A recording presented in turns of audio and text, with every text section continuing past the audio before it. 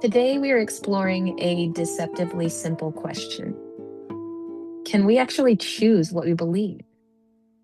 This question really took me by surprise, and I'll admit I have been wrestling with the implications. If the answer is no, I have a hell of a lot to think about. Probably many of us do. To help me think this through, I brought in a very kind and interesting man, a friend of mine who wrote a book on this very subject. Jon Cohen, author of Unconvinced, sat down with me to discuss the question.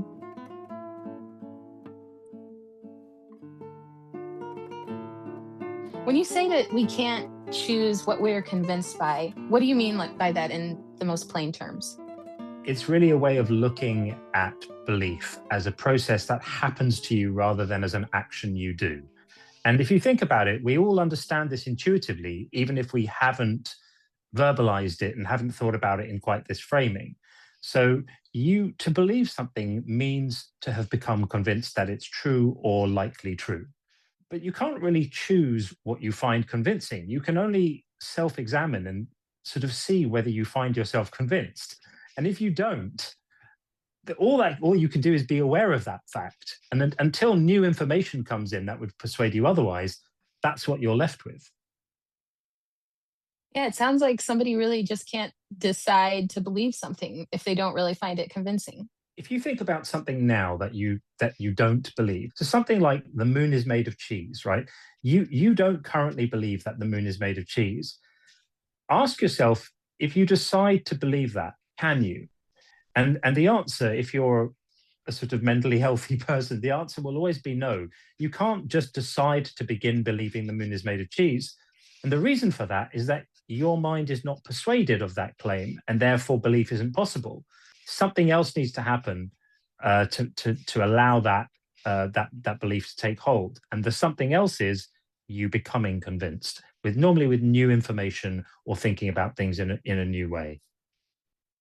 It's so interesting. It sounds like people could adopt beliefs before they even really realized that they had. Yeah, and in fact, the current understanding in neuroscience is that that's precisely what happens. So the cognitive mechanisms in your brain that evaluate propositions and lead you to experience a feeling of belief or non-belief actually operate before you become consciously aware of whether you believe something or not. So it's like your brain is doing the kind of pre-qualifying. If you imagine, like, some people have to be pre-qualified for a loan, well, some ideas need to be kind of pre-qualified for belief. And your brain does all of that outside of your consciousness and outside of your control, and then kind of serves the results of that up to your awareness, so that you then become aware. Oh, I'm experiencing a feeling of disbelief, or I'm experiencing a feeling of agreement and belief.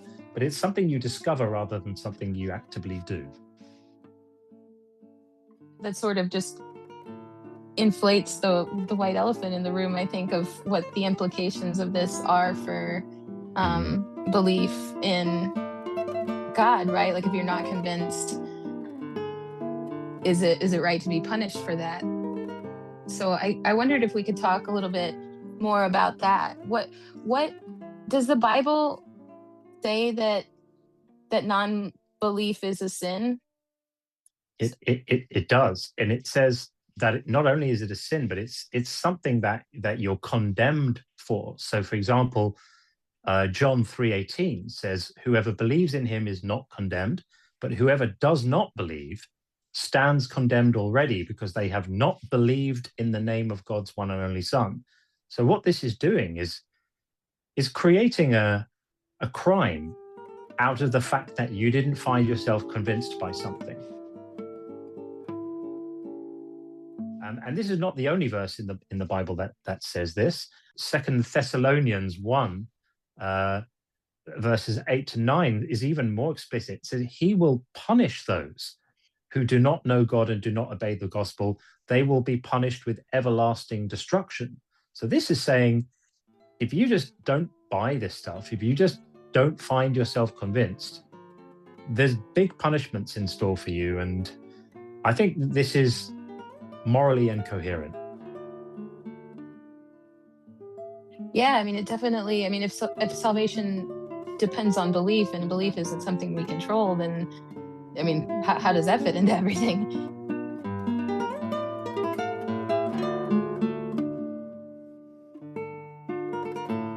it's a lot to think about. It brings into question the ideas of heaven and hell, of fairness, of whether God is good. The implications are huge. If you'd like to think about this more, there is an extended version of this podcast. But for now, I'll leave you.